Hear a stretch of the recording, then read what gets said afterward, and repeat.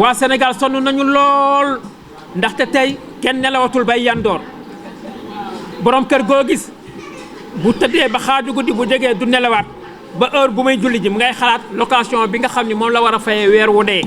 location bi dafa cher location bi cher na ndaxte ñun ca Ndakaaru néeg ñetti junni la woon ñetti junni ca Sicap jëm Dakar Plateau ñetti junni la woon il y a 30 ans ci ginnaaw tey jii néeg 50 000 francs boo ko amul doo am néeg voire 70 000 francs li may wax dama ko xam un consultant du waxantu loolu moo tax tey Sénégalais yi lu ñu liggéey fay ko location lu ñu liggéey mu dem ci cin li denrées alimentaires yi cher nañu légumes yi lépp fii lañ koy bayee def naa ay recherche dem naa Fass Diogo dem naa Fass Boy dem naa Kayar gis naa dem naa ba gis fi nga xamante ni foofu la ñuy gasee di suul légumes yi nga xam ni nëbul parce que maanaam amuñu ku leen taxaw ci wàllum transport ak logistique ñu mën koy indi Ndakaaru tasaare ko ci biir réew mi jaay ko waa réew mi ndax Sénégal rek Ndakaaru yamul Sénégal Sénégal du Ndakaaru maanaam Ndakaaru du Sénégal tey jii région de Thiès moo nekk la région la plus riche du Sénégal Thiès rek mën na nekk tey locomotive boo xam ni dafay jàpp Sénégal di orienté économique maanaam koom-koomam ndaxte tey bi ma defee ay recherche ma xool Thiès 5 ans ci ginnaaw sous-solu Thiès bi li fi nekkul benn région ci Sénégal moo xam ci wàllum or la moo xam ci wàllum fer moo xam ci wàllum aluminium moo xam ci wàllum zircon moo xam ci wàllum gaz moo xam ci wàllum pétrole moo xam ci wàllum phosphate moo xam ci wàllum aluminium bi nga xam ni moom la ñuy tuddee or blanc maanaam loolu mooy defar fafal naaw yi avion yi l'aluminium la ñuy utiliser pour avion yi maanaam dafay faciliter naaw bi lay yombal maanaam moo tax ñuy utiliser aluminium ndax aluminium boobu may wax nii man dama cee liggéey xam ko xam génie mécanique xam développement durable xam management opérationnel xam lan mooy transport logistique xam lan mooy transport des masses nekk chercheur en sécurité financière et bancaire pour satisfaire les Sénégalais indi ay réorientation en matière de politique budgétaire sécuritaire économique fondamentale pour que ñu mën a assister les Sénégalais donc man mi def loolu dugg ci réseau consultant boo xam ni ABA International Consulting réseau de plus de 1000 consultants donc ñun duñu waxantu pare nañu pour sortir ce pays du sous-développement te loolu lu mën a nekk la parce que Corée du Sud bi ma leen jox léegi 1976 lañ fi ñëwoon 1976 le Sénégal moo rawoon Corée du Sud 1960 ba 1980 Sénégal mi ngi jox ay dons Corée du Sud tey jii c'est l'inverse Corée du Sud mooy jox ay dons Sénégal tey jii Corée du Sud fait partie des 10 meilleurs pays les plus développés au monde le Sénégal fait partie des 25 pays les plus pauvres au monde est-ce que ça c'est normal. mauvaise politique budgétaire économique maanaam am nañu moo ne dañuy saytu réew mi baaxul taw gi métti na mbéy mi doxul càmm gi yooyu tam lañu saytu. réew mi ni ñu ko saytoo doxul tey jii lii ñu naan TER train express régional Sénégal yëpp a ko moom lii ñu naan TER tey cher na 780 milliards man ku ma ko jox ma développer tous les départements du Sénégal tous les 47 départements y compris le 47e département les Sénégalais de la diaspora compté tey jii expertise boo ko amulee mënoo doxal Sénégal tey jii 1000 milliards plus de 1000 milliards Covid man ku ma jox 1000 milliards ma développer toutes les collectivités locales du Sénégal par le transport des masses parce que je suis expert en la matière. Mon père était cadre supérieur de la régie des chemins de fer de l'Afrique occidentale française et de celle de la République indépendante du Sénégal donc ñooñu am na lu ñu jàngal lan ñu jàngal man dem naa ba enseignement supérieur di def transport des masses jànguma ko booleeg la ma fa jàng ak sama expertise réew mi lu ñu mën a doxal la ci 10 ans le Sénégal mën na dem ci développement. moo waral tey ma jógee Ndakaaru ba fa Ndakaaru ga ma juddoo màgge fa jàng fa alxuraan jàng fa tubaab formation yi ma def yëpp fa laa ko defee génnuma réew mi te tey fu nit mënti jóge ci àdduna bu ñëwee fii du ma daan parce que damay défendre les Sénégalais léegi nag ma ñëw ci Ndakaaru du Sénégal encore une fois 550 kilomètres carrés 550 kilomètres carrés tey densité ba kilomètre carré bu nekk plus de 3500 personnes ñoo fay tëdd tey Ndakaaru Thiès ëpp na Ndakaaru juróom-ñetti yoon te Thiès sous-solom moo gën a riche ci Sénégal tey Ndakaaru bu ñu jëlee tey pourcentage yi nga xam ne am nañu ko 80% maanaam juróom-ñetti fukk ci ay tonnes produit intérieur brut li nga xam ne alal moom la ñuy def ci réew mi liggéey ko ma nga Ndakaaru bu ñu jëlee ci wàllum administration maanaam 70% juróom-ñaar fukk ci ay tono mooy pourcentage juróom-ñaar fukk ci ay tono ma nga Ndakaaru bu ñu jëlee ci li nga xam ne dafa nekk ci wàllum établissement de santé moo xam kër docteur la ma nga Ndakaaru 58% ma nga Ndakaaru 48% des médecins ñu nga Ndakaaru. jafe-jafe yooyu moo waral tey nga samp sa bëgg a renverser la tendance. te des na ma ñëw bu ñu jëlee tey 81% des établissements d'enseignement supérieur ma nga Ndakaaru juróom-ñetti fukk ak benn ci ay tono ma nga Ndakaaru bu ñu jëlee tey li nga xam ni dafa jëm ci établissement financier maanaam këru banque yi lépp la xaalis ma nga Ndakaaru 87% juróom-ñetti fukk ak juróom-ñaar ci ay tono ma nga Ndakaaru bu ñu jëlee tey li nga xam ne ci entreprise industrielle la ak wàllum commerce koom-koom ak jënd ak jaay 95% juróom-ñeent fukk ak juróom ci ay tono ma nga Ndakaaru bu ñu jëlee tey parc automobile oto bu ndaw oto bu mag juróom benn fukk ak juróom ma nga Ndakaaru tey ma leen laaj bu ñu jëlee li nga xam ne mooy wàllum xëy emploi permanent juróom-ñetti fukk ak juróom-ñaar ci ay tono ma nga Ndakaaru tey ndax Ndakaaru mooy Sénégal lii dafa jaralaat moo waral tey ma samp sama nan ngir jël réew mi ngir mën a génne waa Ndakaaru waa Sénégal toutes les régions de ce pays ci ndóol gi ñu nekk ngir orienter waat la politique budgétaire de notre pays en faisant des orientations stratégiques sécuritaires bancaires financières parce que secteur informel du banque moo koy assisté wax naa ko rajo Traite FM en 2015 sama baat ci kaw consultant du waxantu ay sorties yu ma def 2015 2016 2017 rajo Traite FM boo fa demee samay archive moo nga fa ma ni leen lii ñu nekkee secteur informel bi du banque moo koy assisté ma ni leen lii ay mbirum naxaate la secteur informel un état fort des hommes dignes des hommes yu am xam-xam ñooy assister le secteur informel protéger les entreprises locales contre les entreprises étrangères yi nga xam ne ñoo jël suñu taux de croissance économique di ko yóbbu bitim réew ndool gi di ñu bëgg a rey. donc dañu gis ne su ñëw mu ne bu mu ñëwee dina am chance te bu ñu waree sukkandiku ci yéen lan la ñu war a mën a xaar ci seen personnalité un changement radical. pour un changement radical d'abord li ñu naan nit ci boppam ressources humaines la promotion des ressources humaines boobu moo tabax àdduna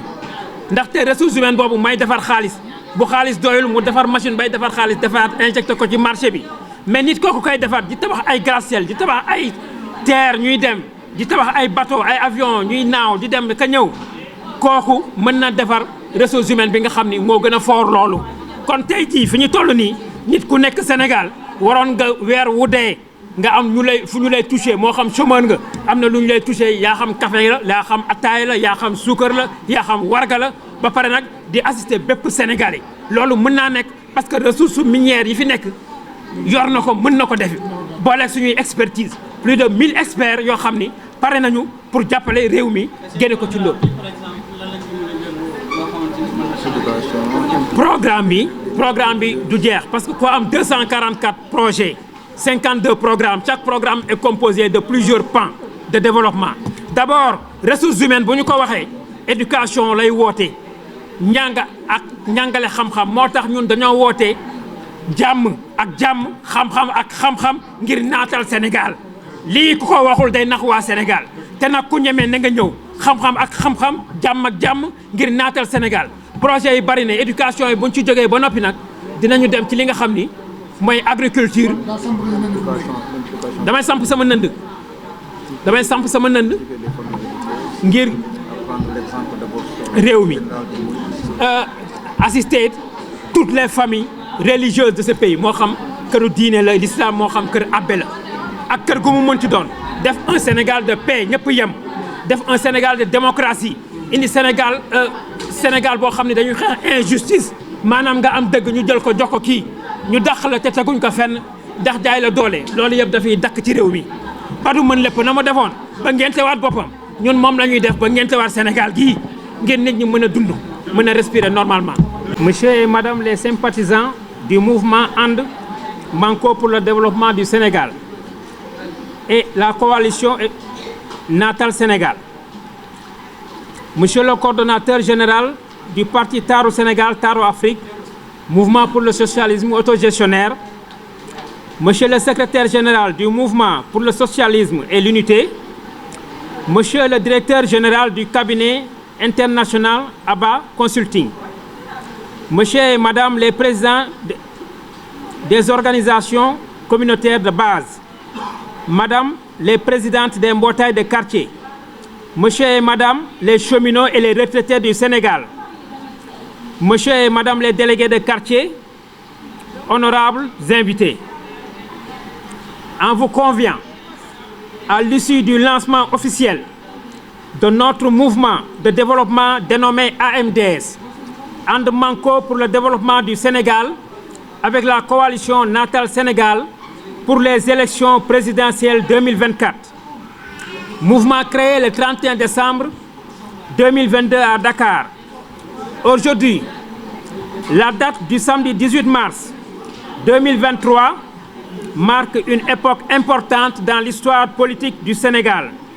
en l'occurrence avec And Manko pour le développement du Sénégal et la coalition Natal Sénégal. En effet, le Sénégal vient de sortir de 2 élections présidentielles d'alternance démocratique en 2000 en 2012. Et voici l'alternance démocratique parlementaire pour la première fois dans notre pays en 2022. Par ailleurs, la maturité du peuple ne fait plus de doute en matière de participation électorale pour le changement d'un système de management et de gestion des affaires économiques et sociales des Sénégalais pour atteindre le bien-être social et que chaque famille sénégalaise puisse avoir un ballon d'oxygène économique qui va se répercuter dans le panier de la ménagère. Par ailleurs,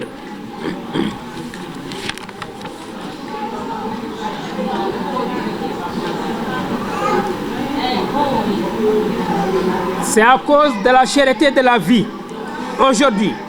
les femmes sont fatiguées, les travailleurs sont fatigués, les élèves sont fatigués, les étudiants sont fatigués, les chômeurs sont fatigués. Aujourd'hui, tout le monde est fatigué au Sénégal à cause de la cherté de la vie, plus précisément à cause des taxes fiscales. Aujourd'hui, tout est cher au Sénégal. Avec toutes les ressources minières que nous possédons dans notre sous-sol, le Sénégal, les Sénégalais sont extrêmement fatigués. Les Sénégalais souffrent énormément. Pitié pour les Sénégalais.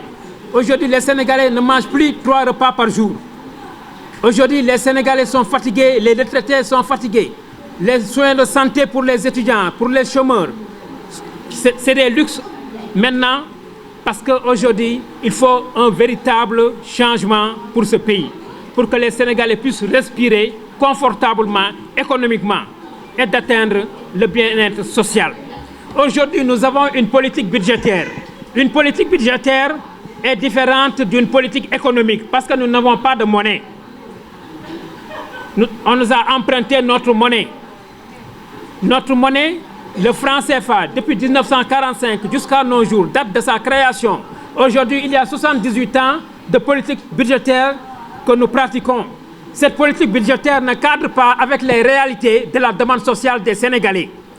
Donc, cette politique budgétaire, il faut des réajustements structurels, des réajustements stratégiques, économiques, financiers, sécuritaires, bancaires, pour que les Sénégalais puissent respirer normalement. Parce qu'une politique budgétaire, dans un pays qui a le secteur de l'informel qui alimente sa politique budgétaire, comme le Sénégal, à 94%, ça c'est dû à cause des gorgorlous sénégalais. C'est pour cela que chaque année, nous débloquons 6 000 milliards ou 6 400 milliards. À l'heure actuelle, notre budget est arrêté à 6 400 milliards. Mais on doit protéger les entreprises locales. Les entreprises locales ne sont pas protégées par rapport aux entreprises étrangères. Ces entreprises qui pillent notre ressource, les croissances économiques. Les croissances économiques ne restent pas au Sénégal. Les croissances économiques sont exclusives. Donc, il nous faut des croissances économiques inclusives pour que les Sénégalais puissent respirer normalement et vivre décemment. Donc, voilà en quelques mots les réalités qui sont la source de la pauvreté au Sénégal. Voilà, les chômeurs sont fatigués. Aujourd'hui, tout le monde souffre. La location est chère. À cause de la cherté de la location aujourd'hui, certaines pères de famille n'arrivent plus à dormir 30 jours sur un mois à cause de la cherté de la vie. Donc aujourd'hui, il faut des assistances à tous les niveaux. Pourtant, les matières premières comme le béton, le fer, le ciment, les matières premières, il y en a énormément de matières premières au Sénégal. Vous voyez aujourd'hui, le sucre est tellement cher, la tomate est chère, l'huile est chère.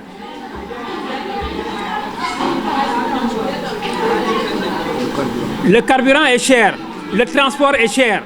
les pièces détachées sont chères. Aujourd'hui, même les commerçants qui importent les marchandises, les denrées alimentaires, rencontrent d'énormes difficultés à cause des taxes fiscales. Donc, il faut des réajustements structurels, économiques, fondamentalement, pour assister les Sénégalais à tous les niveaux. Voilà, c'est ça qui est la véritable source